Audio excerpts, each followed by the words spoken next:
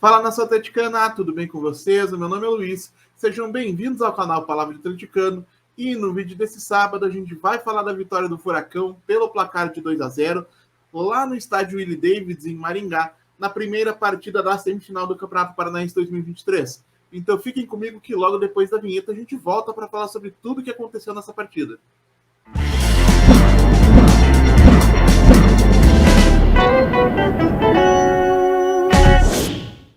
E se você está chegando agora, eu peço que deixe seu like, se inscreva no canal, acione o sininho para receber notificações a cada novo vídeo publicado, compartilhe o conteúdo em redes sociais, grupos de WhatsApp, Telegram do Atlético Paranaense, porque assim você faz com que mais gente conheça o conteúdo produzido por aqui e ajuda a fortalecer esse nosso projeto.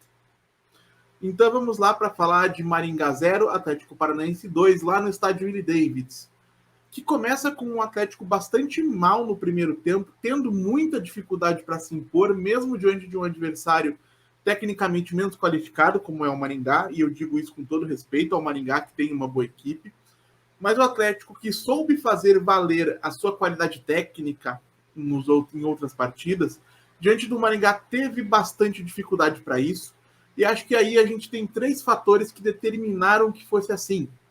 Primeiro, o estado do gramado, muito ruim, muito realmente prejudicial para um time que procura trabalhar com a bola no chão, que procura trabalhar com jogadas combinadas. O Atlético, acredito que foi sim bastante prejudicado pelo estado do gramado do estádio lá de Maringá, mas acho que não dá para colocar a culpa só nisso. A arbitragem teve a sua parcela de culpa, seja pela marcação de muitas faltinhas, seja pela falta da aplicação do cartão amarelo em algumas faltas bastante típicas de advertência em outros casos, como saídas de contra-ataque. Acho que o árbitro foi bastante atrapalhado, Robson Babinski, tanto é que a gente viu a questão do pênalti do Vitor Roque, mas isso é uma coisa que a gente vai comentar, daqui a pouquinho. E acho que outra situação que precisa aí ser vista, que já foi falado em outros momentos por mim aqui no canal, é que a combinação entre Terans e Vitor Bueno, embora tenha muita qualidade, acho que isso é inquestionável, gera alguma preocupação sempre que o ímpeto físico do jogo sobe, e foi o que a gente viu lá em Maringá na noite de hoje. Um Maringá marcando muito forte, sempre muito apertado, sendo um time bastante coeso defensivamente, e nesse contexto o Atlético sofreu muito para ficar com a bola, e tanto o Terans quanto principalmente o Vitor Bueno pouco participaram, e quanto participaram, acabaram deixando a desejar nesses primeiros 45 minutos. E aí, nesse contexto, uma partida muito mais agradável do ponto de vista do Maringá do que do ponto de vista do Atlético. Acho que o Turra erra quando volta com a mesma equipe para o segundo tempo. O jogo já pedia a entrada de um jogador como o Coelho, que acaba entrando na sequência. E o Atlético tem um início de segundo tempo também bastante lento, mas a mudança com a saída do Vitor Bueno e a entrada do Coelho, o deslocamento do Canóbio do lado esquerdo do ataque para o lado direito, e o Coelho entrando pelo lado esquerdo, né, pela ponta esquerda, acredito que ajudaram a equilibrar o ímpeto físico. O Coelho é um jogador de mais vontade, de mais velocidade, de mais agressividade, de mais potência física. Acho que ter um jogador como ele de um lado e como o Canóbio, que é igualmente aplicado do outro, acabou ajudando a equilibrar as coisas em termos de potência física, em termos de ímpeto, de vontade, de garra. E o Atlético conseguiu, a partir daí, trazer o jogo para o mesmo nível físico e começou a se sobressair pela sua qualidade técnica. Então o Atlético tem um crescimento bastante notável a partir da entrada do Coelho, e acho que a gente tem que destacar alguns jogadores. O Zé Ivaldo, que começa o jogo já muito bem, sendo bastante seguro. Fiquei feliz de ver o Zé começando a partida hoje, porque acho que isso pode ser um indício de que existe uma concorrência aberta na cabeça do Paulo Turra, algo que parecia bastante improvável antes da suspensão do Pedro Henrique. Então o Zé começa o ano muito bem, faz uma boa partida hoje ao lado do Thiago Heleno, e acho que isso se coloca em boa posição para postular uma vaga no time titular quando começarem as principais competições da temporada. E acho que, por mais que eu tivesse feito diferente, eu teria começado com o Fernando, o Pedrinho faz uma boa partida no mesmo nível, ou talvez até um pouco acima, daquilo que ele vinha apresentando nas partidas, 2, 3 partidas anteriores à sua suspensão, quando ele já tinha deixado aquele mau momento de forma, aquelas atuações tenebrosas do começo do ano, e começava a se aproximar da versão do Pedrinho que a gente viu em outros momentos, tanto em 2022, quanto em alguns bons momentos em 2021. O Pedrinho mais consistente defensivamente, discreto até ofensivamente, mas sem comprometer em nenhum dos lados da bola.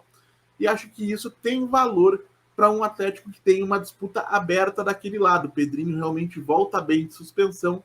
Talvez esteja na frente, eu acho que provavelmente esteja na frente do Fernando, e vai precisar se consolidar para poder ser o lateral esquerdo titular de um time que jogará as competições que o Atlético jogará, as principais competições do futebol brasileiro e do futebol sul-americano. Eric eu achei que foi bem, Fernandinho eu achei que foi bem, discretos no primeiro tempo, mas crescem junto com o time no segundo. Fernandinho participando mais do jogo, quando o jogo pediu ímpeto físico, até pela questão dele ter atuado tanto tempo na Premier League, achei que o Fernandinho soube igualar aquilo que o Maringá exigia, e nesse quesito talvez tenha sido um dos poucos jogadores do Atlético no primeiro tempo que se sobressaiu e conseguiu participar daquele jogo tão pautado em potência física.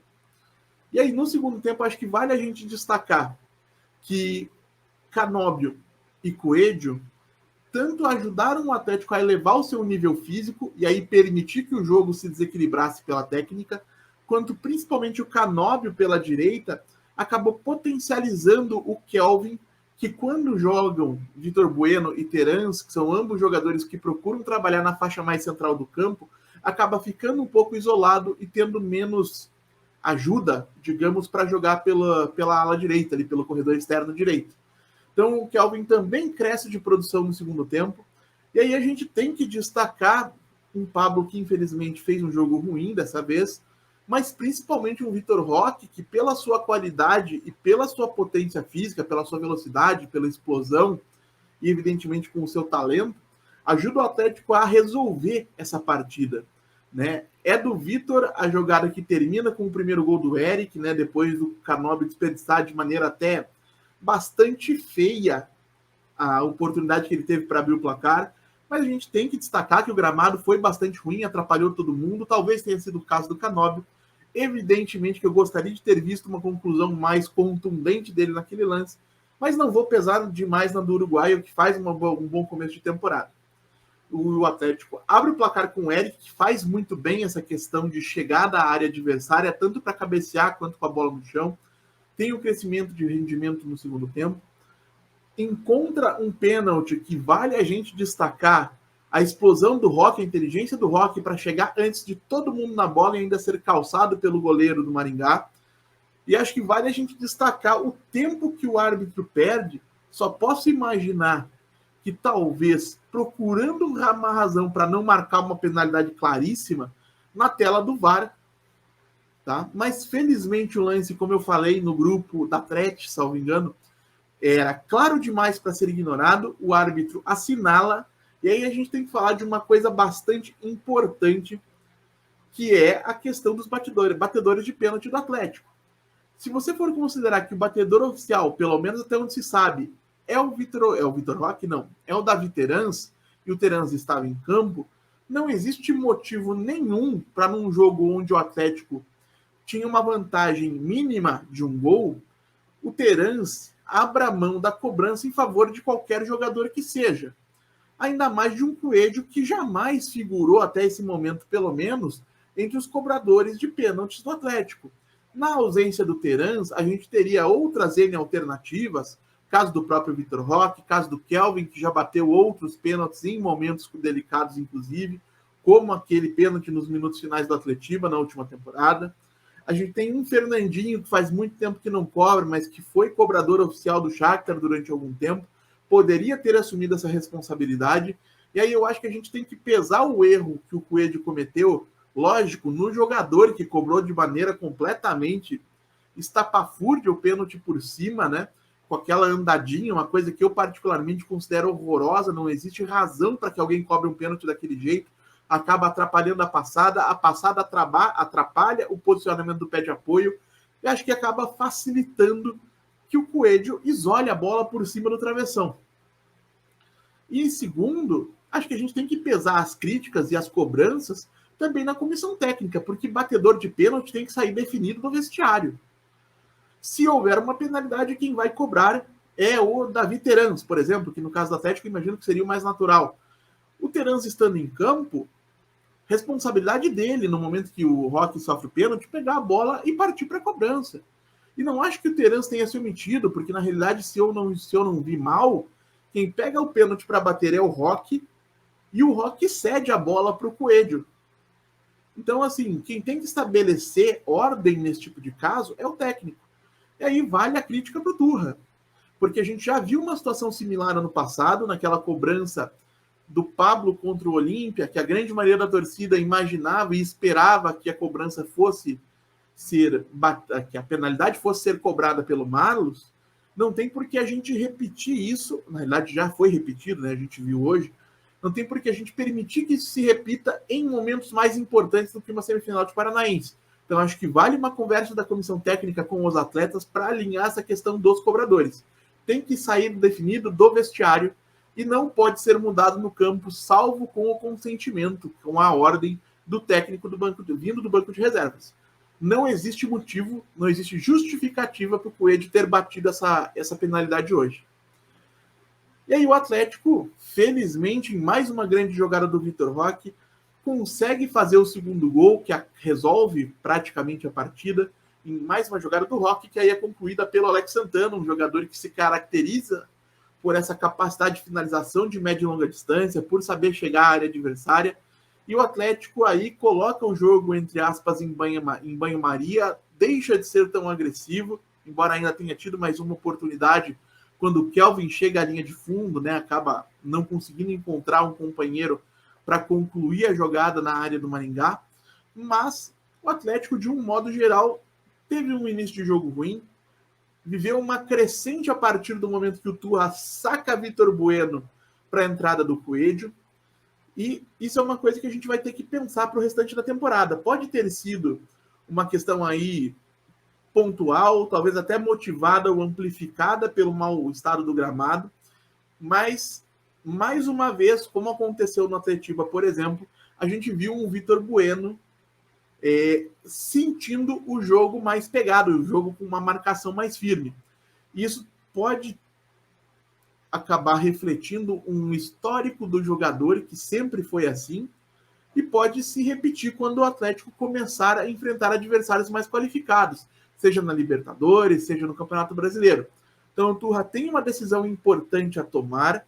Repito o que eu falei aqui em outros momentos, acho que faz sentido sim, é coerente da parte dele, caso ele procure manter essa formação com o Vitor Bueno e Davi Terans, mas existe essa possibilidade de um ajuste ter que ser feito com a saída do Vitor Bueno quando os adversários mais fortes começarem a surgir. E aí acho que vale a gente destacar o talento, o potencial, a capacidade de decisão do Vitor Roque, que achei que começar no banco hoje não foi nenhum absurdo, acho que ele voltou faz pouco tempo da seleção e que ele vai ganhar essa vaga naturalmente, mas concordo com qualquer torcedor que afirme que o Roque não pode começar um jogo no banco. Ele é muito acima da média, é talvez o jogador mais decisivo do Atlético, ao lado do Terans, ou talvez até acima do Terans, e a gente tem que aproveitá-lo enquanto ele estiver aqui, porque infelizmente a gente sabe que a tendência é que essa estada do Vitor no Furacão não se estenda durante muito mais tempo. Então é isso, gente. Eu agradeço pela audiência e pela paciência de vocês. Peço mais uma vez que deixem um like, se inscrevam no canal, compartilhem o conteúdo nas redes sociais. A gente volta a falar de Atlético Paranaense na segunda-feira, durante o podcast, lá no canal da Rádio Caldeirão, com transmissão simultânea aqui pelo canal Palavra de Atleticano. Muito obrigado mais uma vez pela atenção de todos e até a próxima.